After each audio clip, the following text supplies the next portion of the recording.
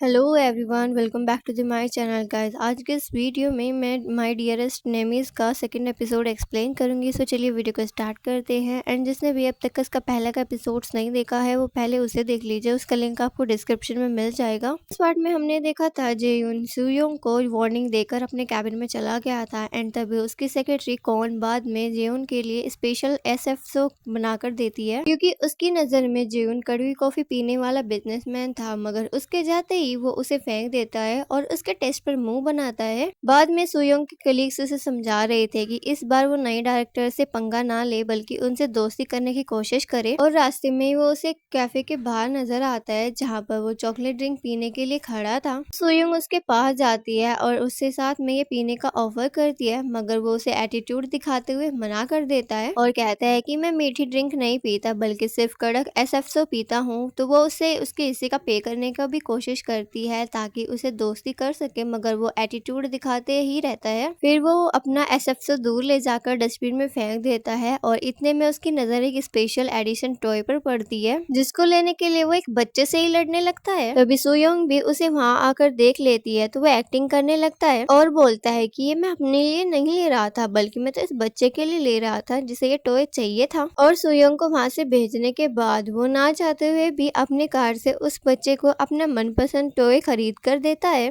तब वो सोचता है कि ये स्वयं नाम का खतरा तो बढ़ता ही जा रहा है, यह मेरी असलियत तक बार बार पहुंच जाती है, मुझे इसे रास्ते से हटाना ही होगा। अब वो अपनी चाल चलते हुए अगले दिन सुयोंग को आजमाने और उसकी मुश्किलें बढ़ाने लगता है ताकि तंग आकर वो खुद ही जॉब से चली जाए। मगर वो भी काम में इतनी अच्छी थी कि जुयन की हर चाल को नाकाम करती रहती है। और वहीं सिमन एक होटल में बहुत प्यार से बात करते हुए एक वेटर की मदद करता है तो वो भी उससे वैसे ही बात करती है। ये सब उसकी गर्लफ्रेंड भी देख लेती है, इसलिए वो उसे आकर बोलती है कि तुम हमेशा मीठी मीठी बातें करके सबको अपने पीछे पड़वा लेते हो। तो वो कहते हैं कि फिर ठीक है, अगली बार हम किसी और होटल चलेंगे। और इधर खाना खाते हुए उसकी टीम भी बात कर रही थी कि सबको लगता है कि डायरेक्टर सुयोंग से नफरत करते हैं, इसलिए मीटिंग में वो उस पर हमला कर रहे थे। वो बोलती है कि ऐसा पहली बार थोड़ी हो रहा है, इसलिए कोई बात नहीं। तभी टीम डिनर पर जेउन भी पहुंच जाता है और सुयोंग उसका वेलकम करती है, साथ में बिठाकर खाना खिलाती है, मगर वो उसकी दी हुई एक भी चीज नहीं ले रहा था।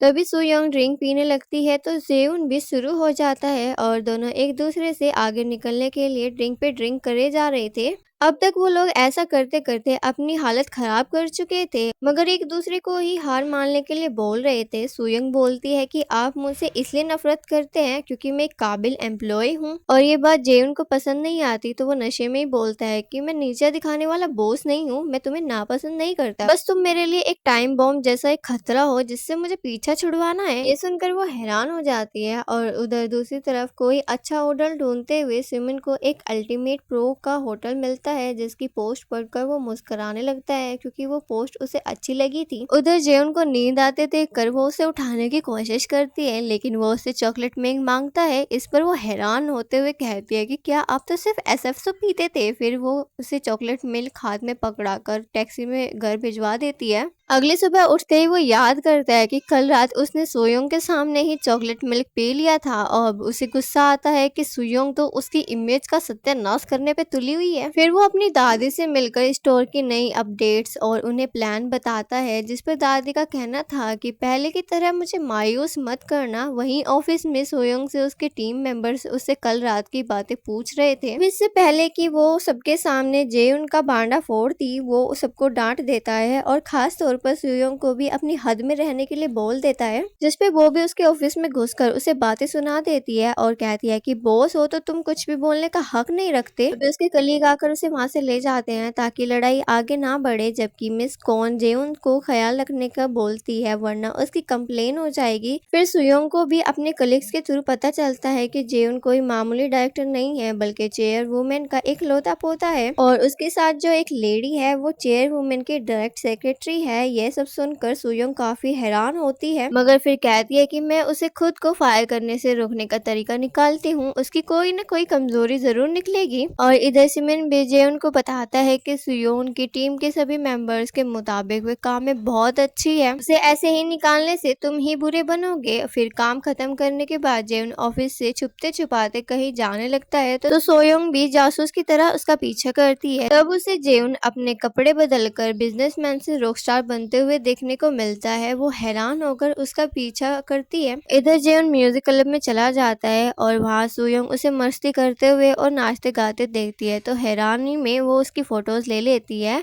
एंड घर वापस आकर वो सोचती है कि अच्छा तो वो डबल लाइफ जी रहा है, इसलिए वो काम के बाहर की बातें भूल जाने को कह रहा था। एंड वो उन फोटोज को जिन को भेज देती है तो वो कुछ ही देर में उसके घर उसे मिलने पहुंच जाता है। तो सुयोंग उसे बात करने के लिए कैफे ले जाती है तो वो कहता है कि मैं तुम्हें अब निकालूंगा नहीं बल्कि संभाल कर अपने करीब रखूंगा। यह कहकर वो उसे एक कॉन्ट्रैक्ट पेपर देता है जिसमें जेवन ने फोटोज और उसकी प्राइवेट लाइफ के बारे में सब कुछ लिखा था, जो कि वो सब कुछ राज रखेगी। अगर वो उसकी शर्तों को मानती है तो वो उसकी जॉब से ना निकालने की गारंटी लेता है। इन सब बातों पर खुश होकर वो साइन कर देती है क्योंकि उसे और क्या चाहिए था। तब वो फोटोज डिलीट करके पूछती है कि आपको ड्रैगन का शौक इतना क्यों है। नेक्स्ट डे ऑफिस में वो बहुत ही खुश थी क्योंकि उसकी जॉब अब सेफ थी, बट जेवन ने कॉन्ट्रैक्ट में एक चालाकी की थी कि सुयोंग को हर बार जेवन के बुलाने पर उसके पास जाना पड़ता था, जिस वजह से वो बार बार कुछ भी कर रही होती थी तो जेवन के फोन आने पर उसे अपना काम छोड़कर उसके पास जाना पड़ता था। तो वो उसे अपने ऑफिस में बुलाकर पेपर को क्रश करने का काम देकर खुद आराम कर रहा था। उसका मकसद तो सिर्फ सुयोंग को परेशान करके भगाना था। वो उससे पूछती है कि क्या आप मुझसे बदला ले रहे हो, तो वो कहता है कि तुमने मेरा राज पता कर लिया और मुझे धमकाया, इतना तो परेशान करना बनता है।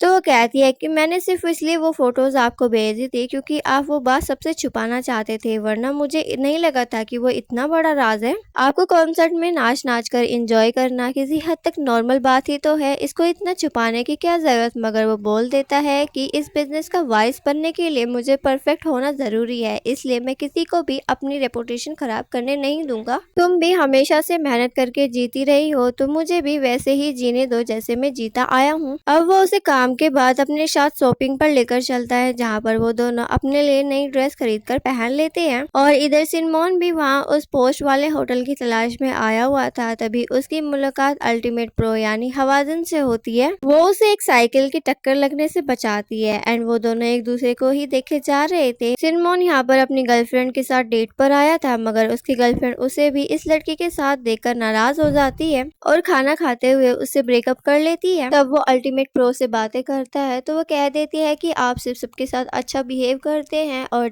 चीटर उसे कहा जाएगा जो चीट करता है। दूसरी तरफ सुयोंग और जेउन चाय पॉल्स की एक पार्टी में पहुंचते हैं जहां पर जेउन को किसी जरूरी क्लाइंट से मिलना था। सुयोंग उसे कहती है कि आप यहाँ पर सबसे ये मत कह दीजिएगा कि मैं आपकी गर्लफ्रेंड हूँ, तो वो इस बात को इनकार कर देता है। तभी जेउन के कुछ जानने वाले उसे यहाँ देखकर बातें करने लगते हैं। इसकी दादी तो इसे बेदखल ही करने वाली थी, अब बिजनेस करने लगा है तो पता नहीं कितनी मुश्किलें आएंगी। तो वो भी बदले में उन्हें बातें सुना देता है। और इधर सुयोंग के पास एक लड़का उसे पटाने के लिए और उसे साथ ले जाने की कोशिश करता है तो वो उसके पैर पर लात मार देती है एंड वो लड़का उसके ऊपर हाथ उठाने वाला था। इससे पहले जियोन आकर उसका हाथ पकड़ लेता है और फिर सबके सामने उसे पूल में धक्का दे देता है। अब वो सुयोंग को हाथ पकड़ के उसे बेबी बुलाकर यहाँ से चलने को बोलता है, जिसपे वो हैरान होकर उसकी तरफ देखने लगती है। फिर वो उससे पूछती है कि क्या आपने मुझे बेबी बुलाया। इस पे वो बात को घुमा देता है और उस लड़के को भी बोल देता है कि ये मेरी कंपनी की बहुत इंपॉर्टेंट एम्प्लॉय है। फिर वो उसे अपने साथ गाड़ी में बिठा लेता है और बताता है कि उसे उस पार्टी में नहीं जाना चाहिए था और यहाँ पर वो जरूरी क्लाइंट भी नहीं मिला। फिर सुयोंग उसे बताती है कि हाँ उसे भी बहुत भूख लग रही है,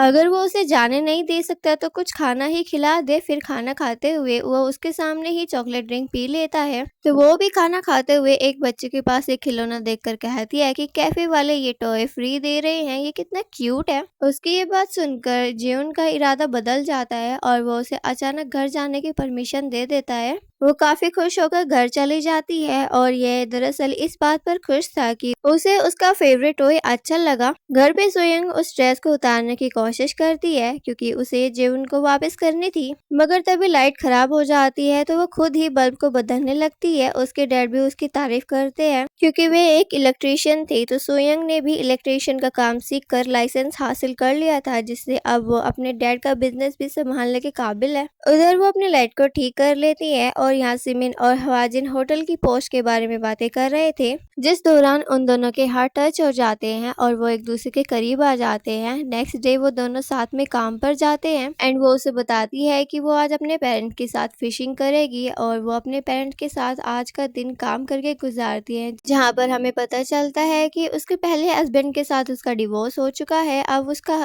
खोला हुआ होटल भी नहीं चल रहा। और इस सीन के साथ हमारा ये वाला एपिसोड यहीं पर खत्म हो जाता है। गाइस, अगर आपको वीडियो जरा भी पसंद आई हो तो प्लीज वीडियो को लाइक एंड कमेंट करके जरूर बताएं एंड चैनल को सब्सक्राइब करना ना भूलें। मिलते हैं तब तक का नेक्स्ट वीडियो में। Thanks for watching.